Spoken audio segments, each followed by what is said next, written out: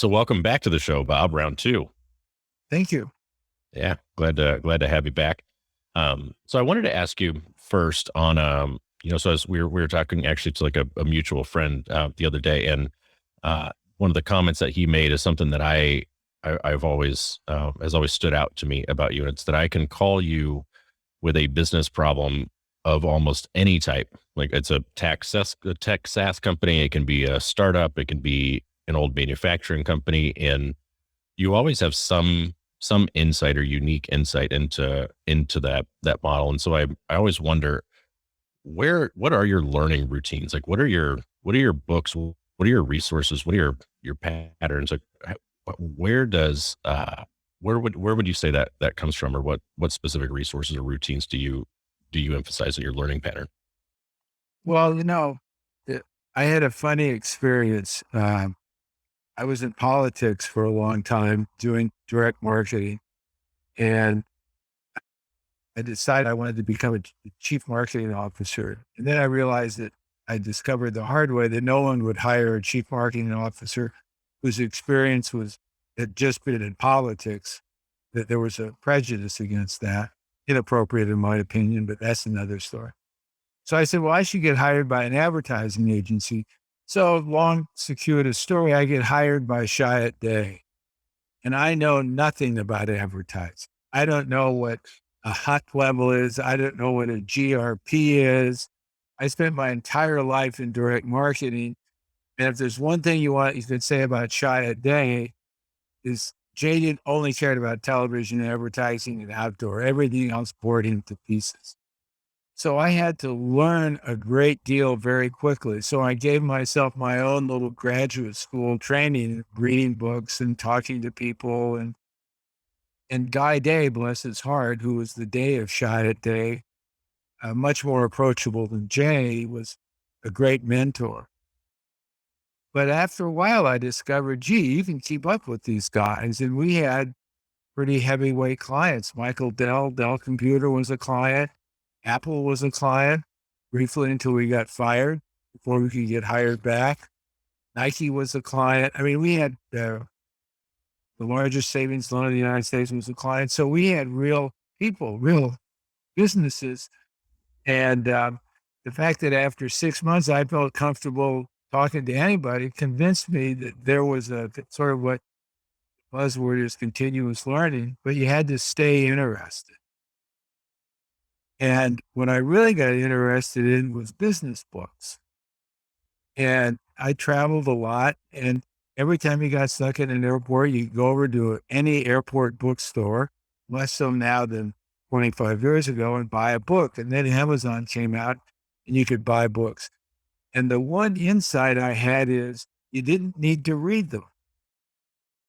You needed to read the introduction, read the first 50 pages. But most of the time, you could just, after 50 pages, you could say, I got it. There's, I don't need to be an expert in this. Now, every now and then, you find a book that's so good and so fabulous that you read all of it. But it's sort of the inverse of reading one book perfectly is not nearly as valuable as reading 10 books imperfectly. Mm. Because of the 10 imperfect books you read, I'll give you a perfect example in a second. One of them really becomes a lodestone for you, and the rest just starts to infuse your general thinking. So when someone asks you a question, you sort of could pull it out of your mind. But when I first bought Clayton Christensen's The Innovator's Dilemma, I think I read 100 pages and said, I understand this book. I get it. And I love Clayton Christensen, may he rest in peace. But when I read Competing Against Luck, his book about the jobs theory, I read that book twice. I mean, that book really resonated to me. So I think you just have to develop the habit of setting time aside to read, and you have to get rid of the perfection. If I'm not going to pick this book up because I don't think I can finish it, well, pick it up and read 50 pages. You'll be better for it. Mm. And if you go through my Kindle list right now, you'll see that I probably finish one book in 10. I get 50, 60, 70 pages out of 10 books in 10. Well, that's not quite true. There are a couple that you read the first chapter and you go, why did I buy this book again? But anyway, but that's my backstory. So the business books, I am one of the I finish the books, and it bothers me tremendously when I can't finish the book. It's not a good habit necessarily because I'm wasting a lot of time on books that I don't necessarily need to finish. Mhm. But one of the things that I've learned is I also have a habit of when I really love a book, like, so I read maybe a book a week, but when I really love a book, I start wanting to apply the principles and what that can do. So, if you're a CEO and you've got 50 employees and you're reading a new book, and you're like, hey, today it's jobs theory. Like we're going to be, we're going to be talking about this. And then, I start another book and I'm like, it's going to be a different model or it's a different framework. How do you prevent that from happening?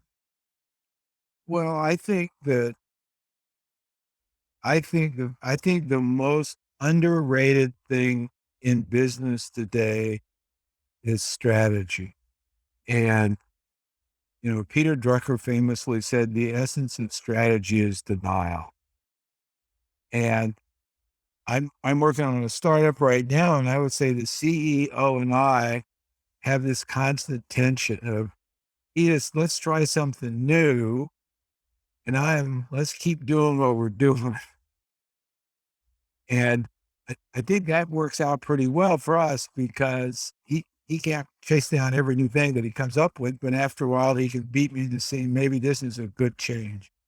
But I think that's a real challenge. I think that's one of the biggest challenges in business, particularly since most of us are in the businesses that aren't static. If you're running Bob's Pizza and it's been in Cresco, Iowa for 25 years, the world is pretty consistent. So you're not motivated very much to change. You don't have the exogenous variable, to use that wonderful word. But if you're in a startup like I'm doing now, or if you're running a Pizza Hut, when I was chief marketing officer at Pizza Hut, one day Domino's was a little chain in Michigan that nobody cared about. And the next day it was a national juggernaut. So there's a lot of pressure to change your strategy. And I think that too few people lock themselves in a room and think about that very question. And just an example, I joined the board of a company in 2000, right after it was a tech company. It had been worth $2 billion. 2000, the bottom falls out of the tech market. It's worth $200 million and probably headed toward bankruptcy. And one of the first things I agreed with the CEO was is the board once a year would go on a 3-day retreat. And all we would do is talk about strategy. And of course, we played a little golf and we had some great food and we drank some wonderful wine. But it was sort of a sea anchor for the company. We came back from that. We sort of had laid out the next 12 months. It took a lot to change that strategy. But if somebody really wanted to change it, they knew there'd be a board retreat next year and they would have an hour to present it. And the board could spend 3 hours talking about it. And then we could chew on it over dinner. So I think you need to build into your thought process some structural way of saying strategy changes are very difficult on people.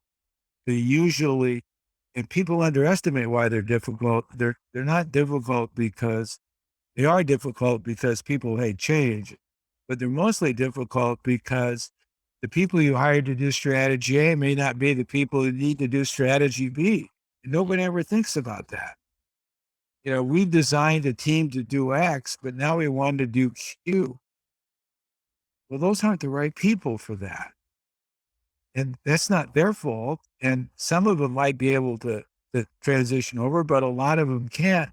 So, so I think the changing strategy thing is wildly underappreciated and almost never thought about as sort of organizational. Okay, here's how we do this. Here's how we keep on it.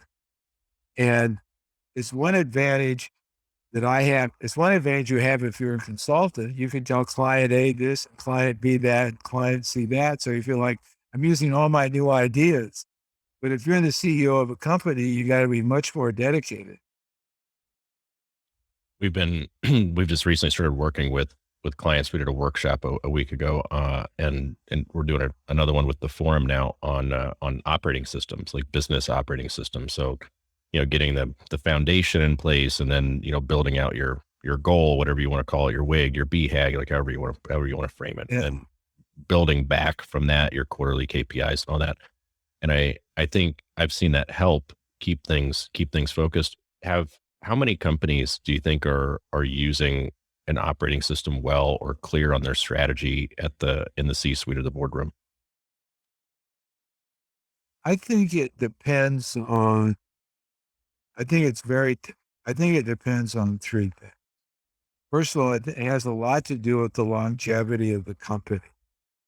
The longer the company's been around, the less likely it is to feel the need to change.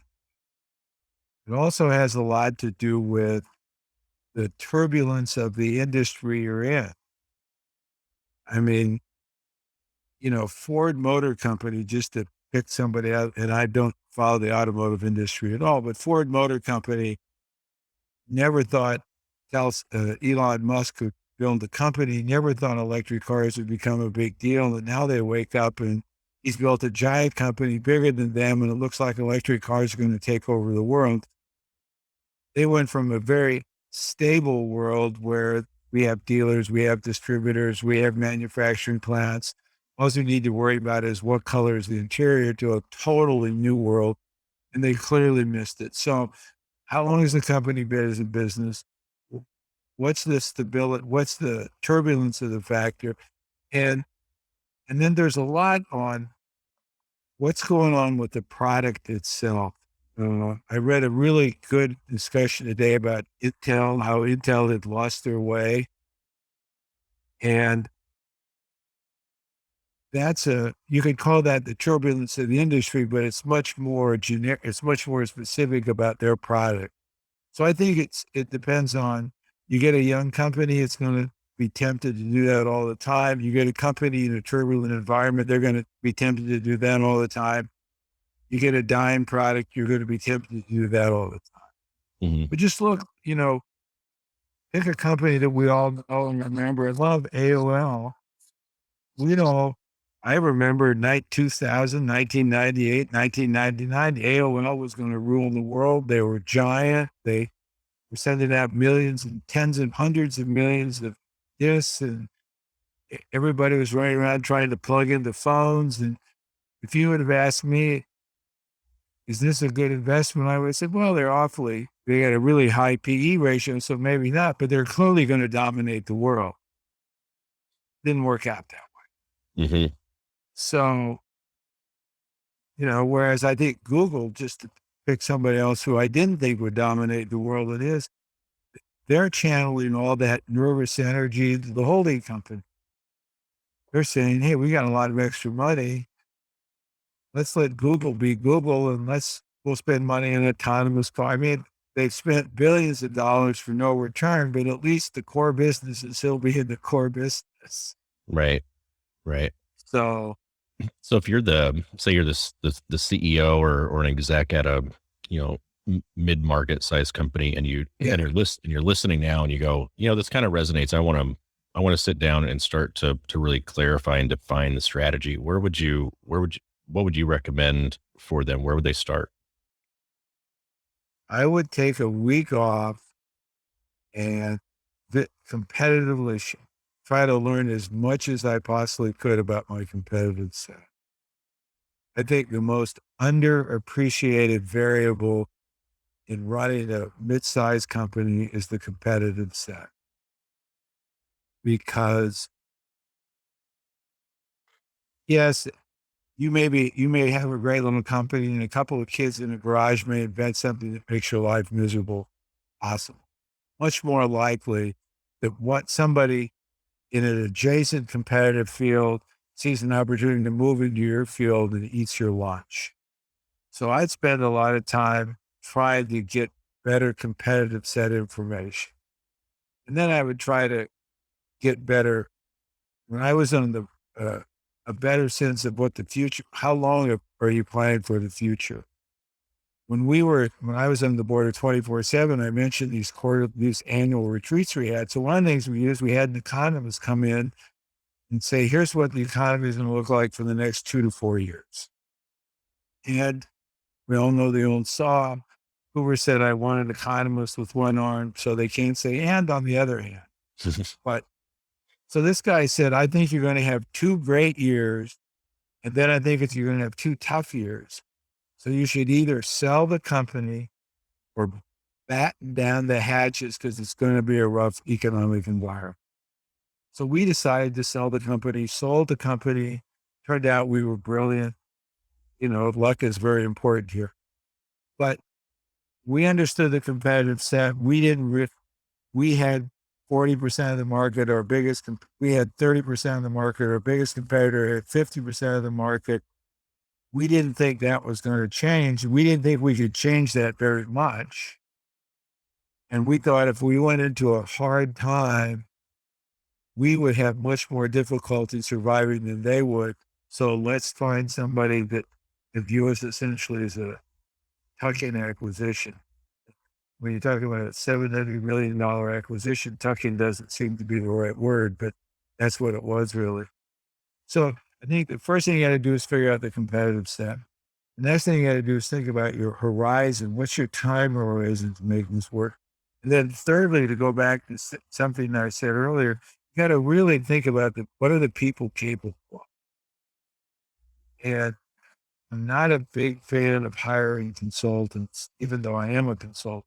I understand it's foolish, but this is an area where people usually don't have Bob is the best chief marketing officer in the world because he really understands television, which was probably true when I ran Pizza Hut, by the way.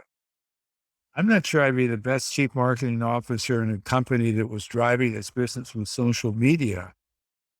So if you said, hey, there's got to be a change here, and hey, you're going to have to go to social media, even though you think Perkins is a high performer and doing a great job, is he or she going to be able to do the new job? People don't think about that very much.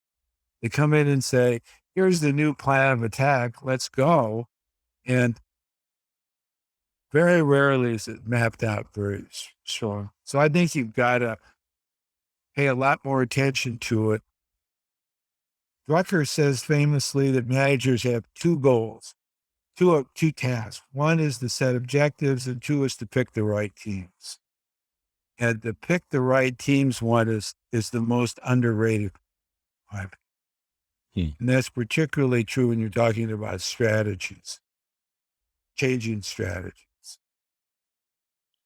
And you've said, and I've now repeated this at least a million times, the tactics follow strategy. Like Absolutely. Yeah. where does strategy begin and end? Like how do you define it? Not necessarily like a semantic version of it, but if you're sitting down with a CEO, like what is strategy? Where does it begin? Where does it end? What's the product we're going to sell? Who are we going to sell it? And why will we make a profit? That's strategy. It's that simple. And with all due respect to Clayton Christensen, that's pretty much Clayton Christensen, by the way. But I think it's really that you answer those 3 questions and you have yourself a strategy. Everything else sort of dovetails in behind that. What's the product we're going to sell? Who are we going to sell it to? And why can we do it that would make a profit? Mm-hmm. And,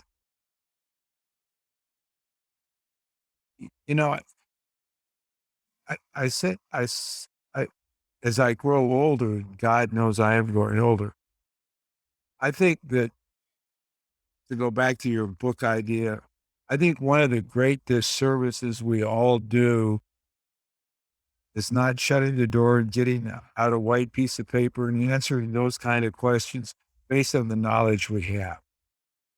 I think most of us underplay our skill set. And I was in a meeting yesterday talking to somebody about a business I know pretty well. And I said to him, I should have seen that as a bad thing. I should have seen that coming. So we all agreed, I should have, he should have, they should have, we should have, it was a friendly meeting. I got thinking to myself, why didn't you see it coming? Well, it's because you never sat down and spent 2 hours saying, how exactly is this going to work? Really? I mean, and I think people shy away from those tough questions. And it's easy to get all involved in different strategic matrices and cash cows and dogs and, disruption. I mean, there's a lot of fun stuff you can do, but at the end of the day, I think it's simpler than we make it. It's just hard because it's hard to sit down and get rid of your own bias. I think that's the other hope springs eternal. And I think we were talking earlier about strategy. I think one of the toughest things in business is to balance optimism and realism. Nobody wants a CEO who comes into the office every day and says, "Oh man, are we fucked? This is terrible. We'll never get this done.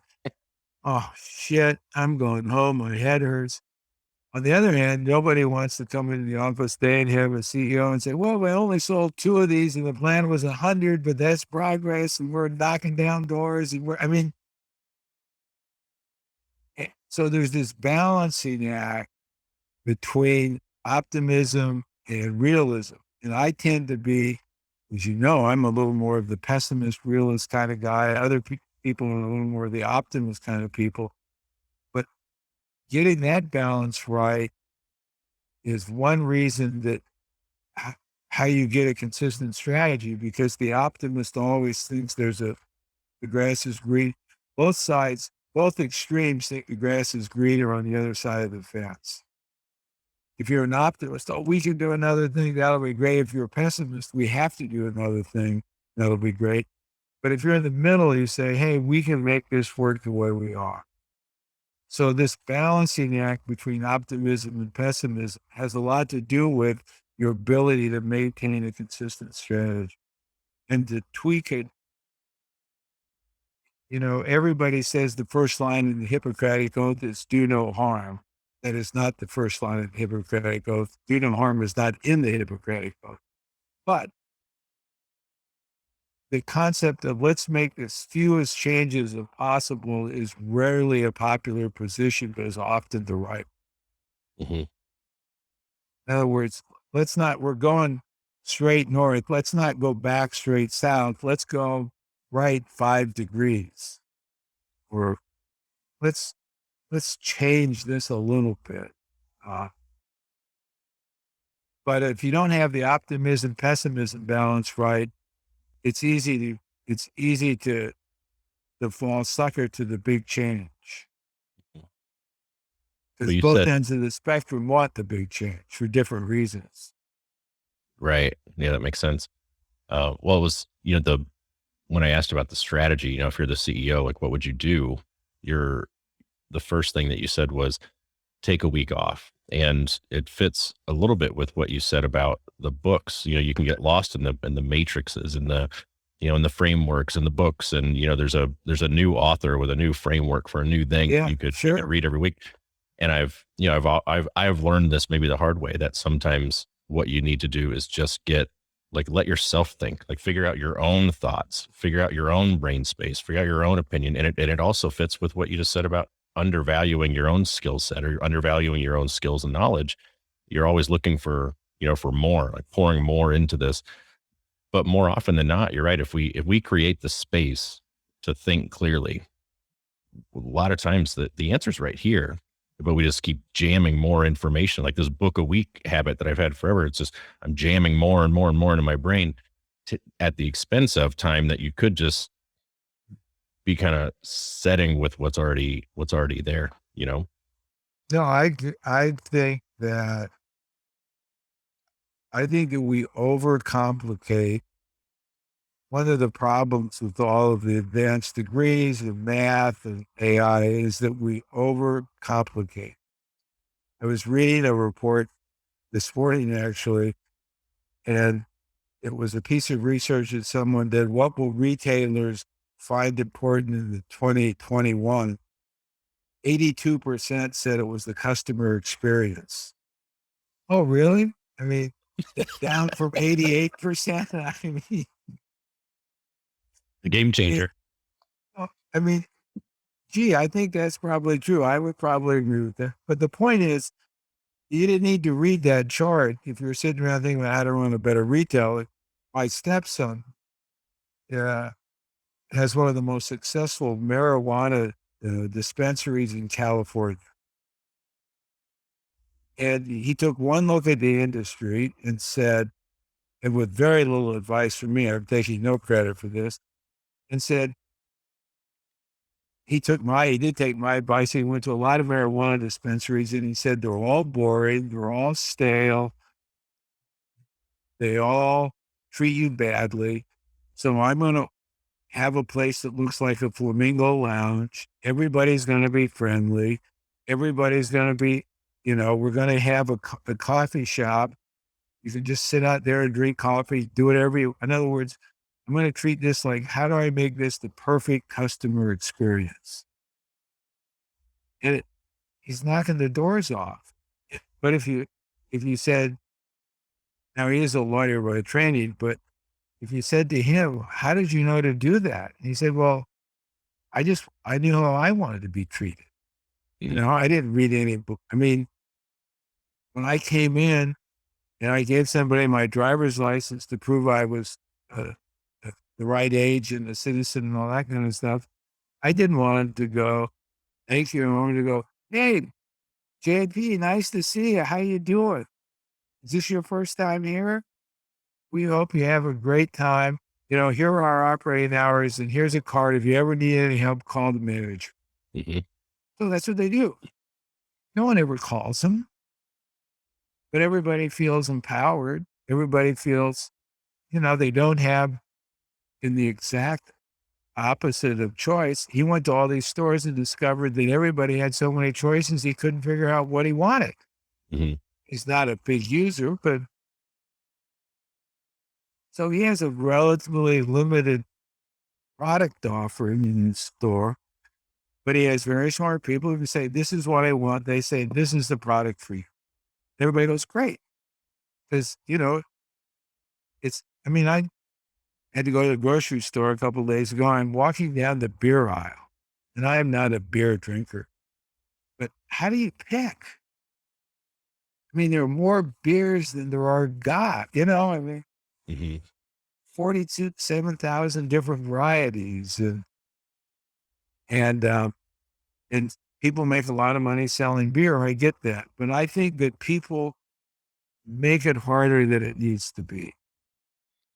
Well, the story that you shared about the marijuana dispensaries is also goes back to your earlier point about understanding the competitive set. Like Yeah.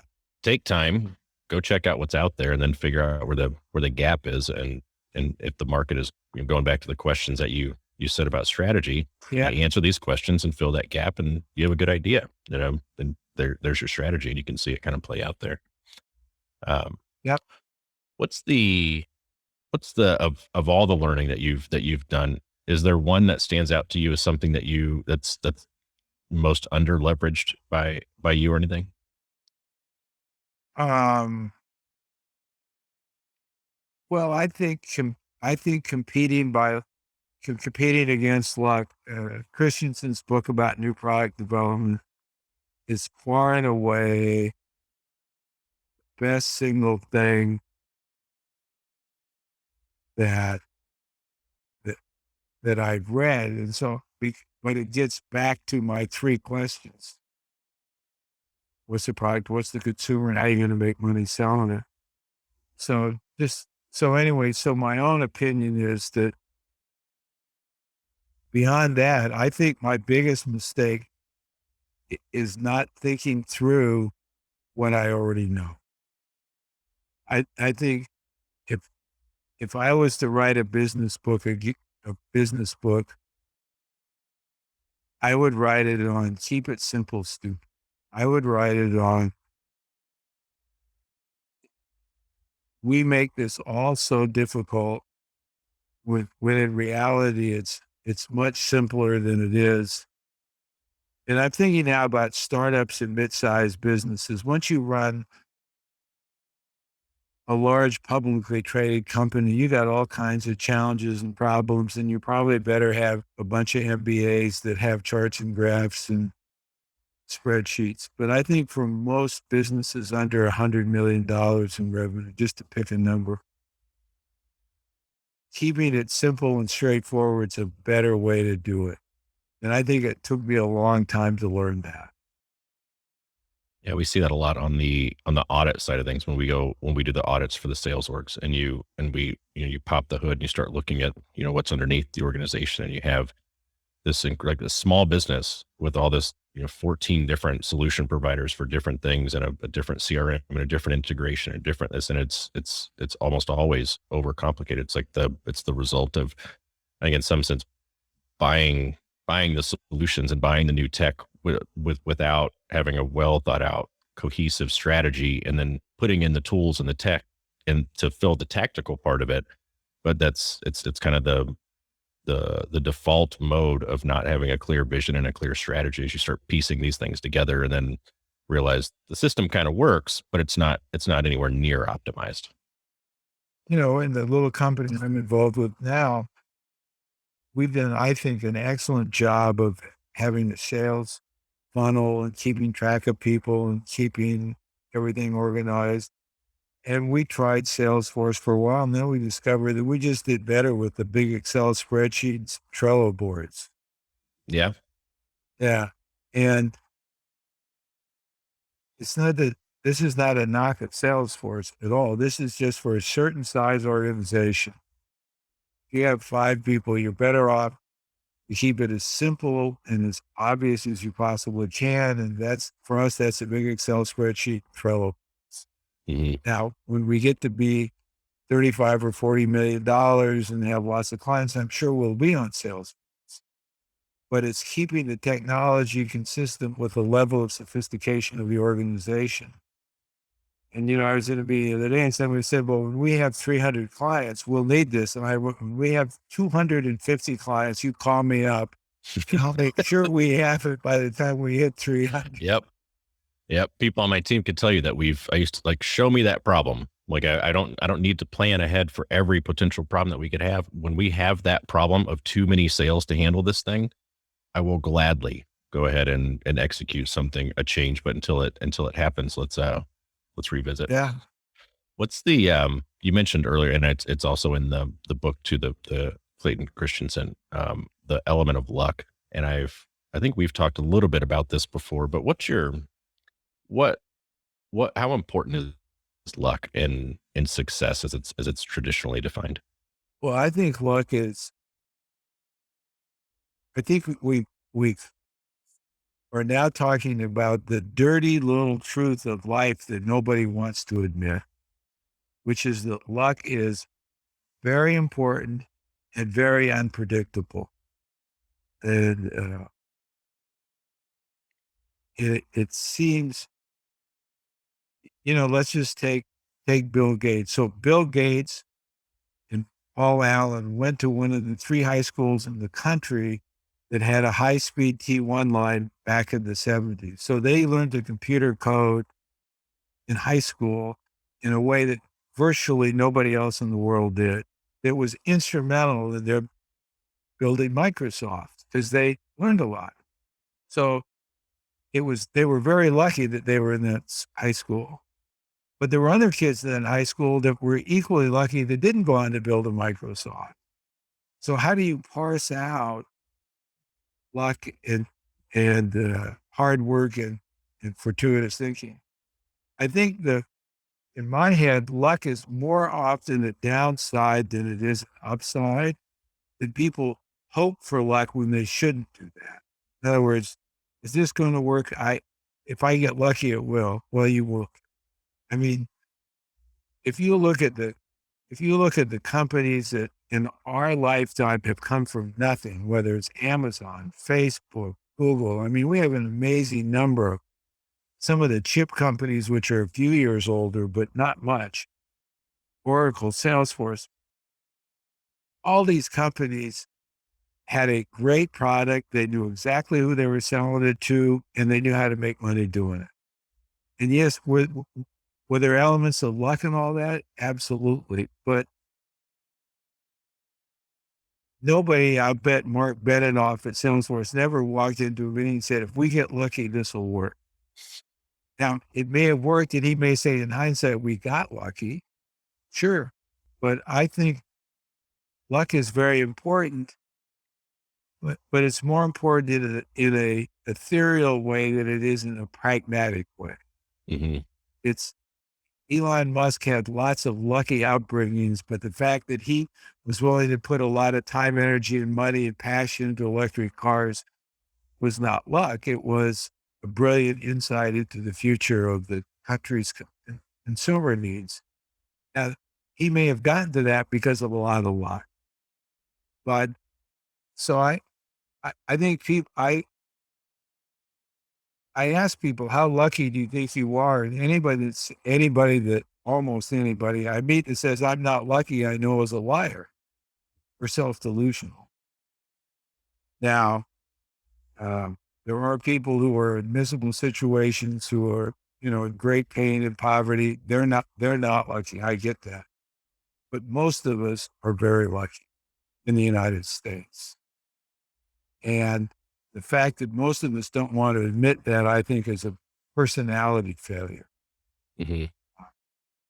I think we're better off to say, I've been lucky. I'm going to take all the luck I can get, but I'm not going to count on luck to be successful. I think that's the right mantra.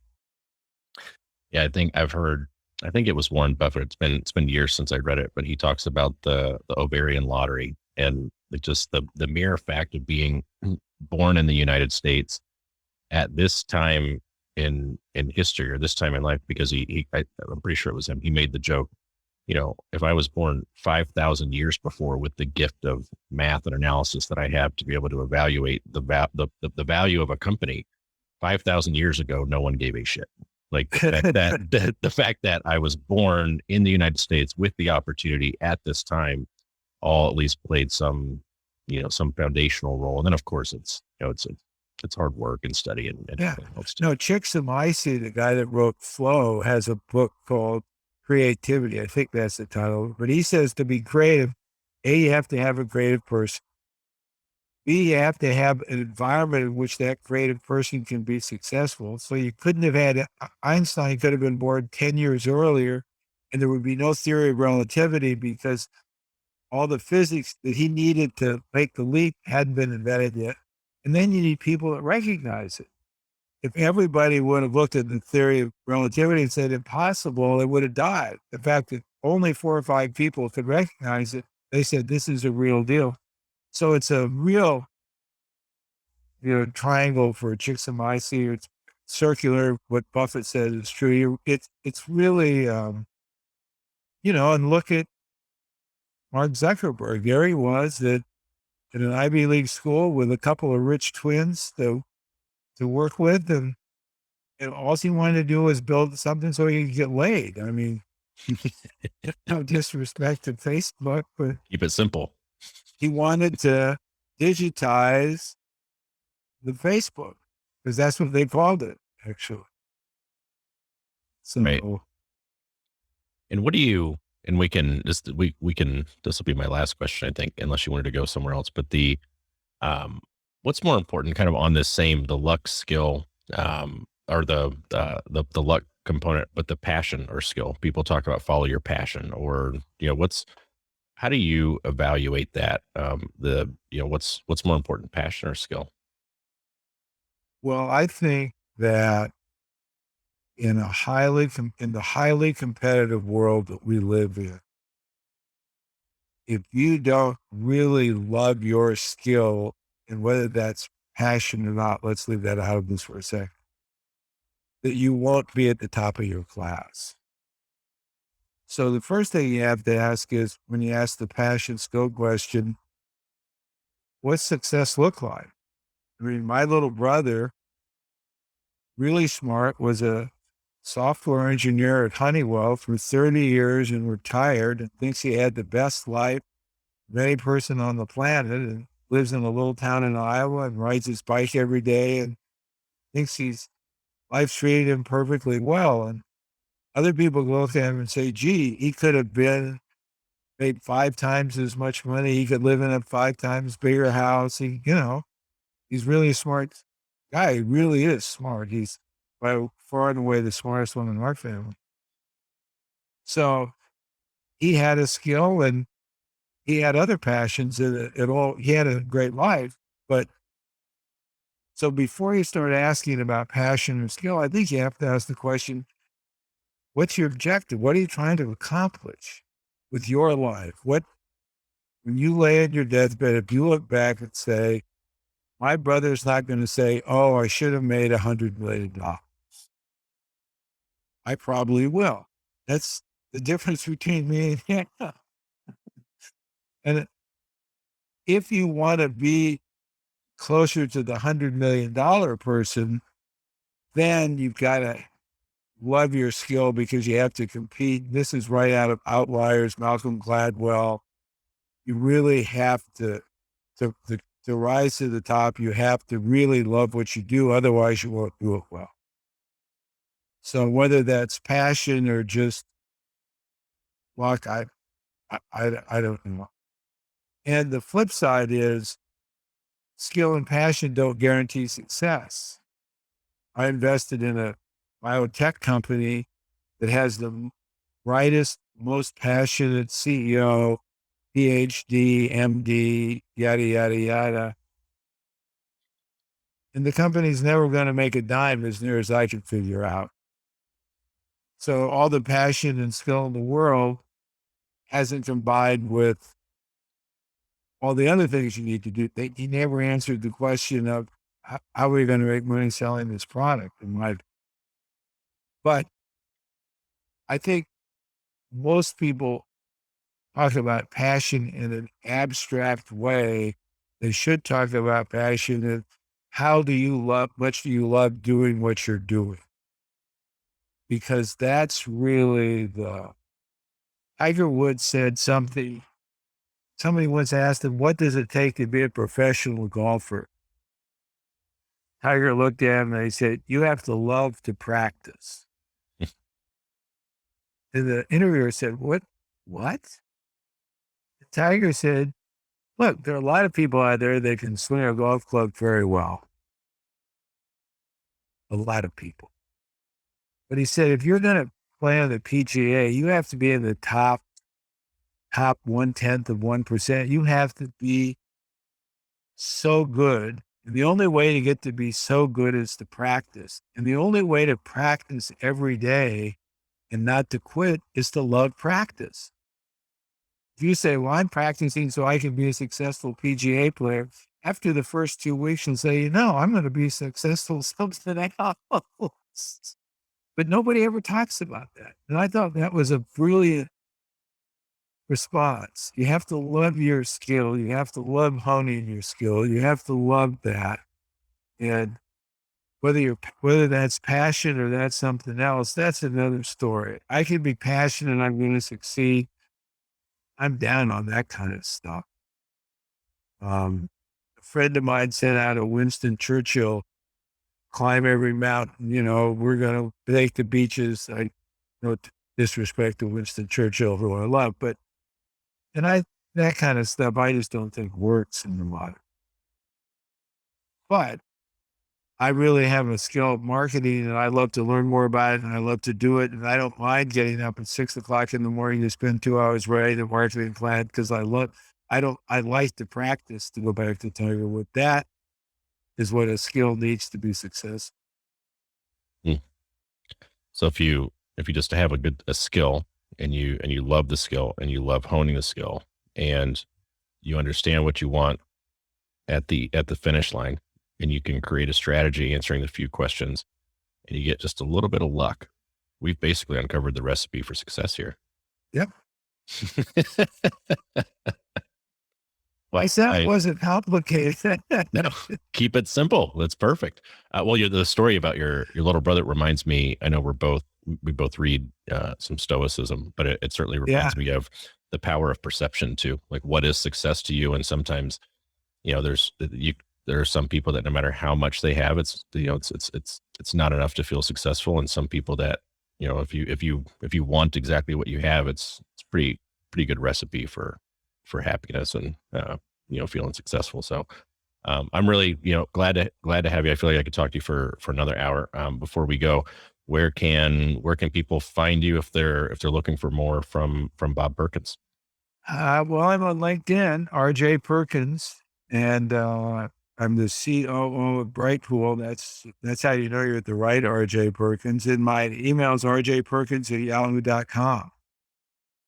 Okay. So here I am. As I have said to you many times, in many respects, I'm sort of like an itinerant tennis player. I show up with a bunch of rackets and cannonballs and hope somebody will play. Well, I always love playing the intellectual tennis with you. It's always helpful. And one other thing, you're also a member on the Sales Leadership Foundations Forum. So anyone that wants to hop in, we have some lively discussion there on sales, marketing, strategy, ops, things of that sort. So um, I think with that, we'll cut it loose and we'll end it here. I really appreciate your time and glad to have you back. Looking forward to the next one. Glad to talk to you. Best to Sam and the family. Thank you. Bye. Bye bye.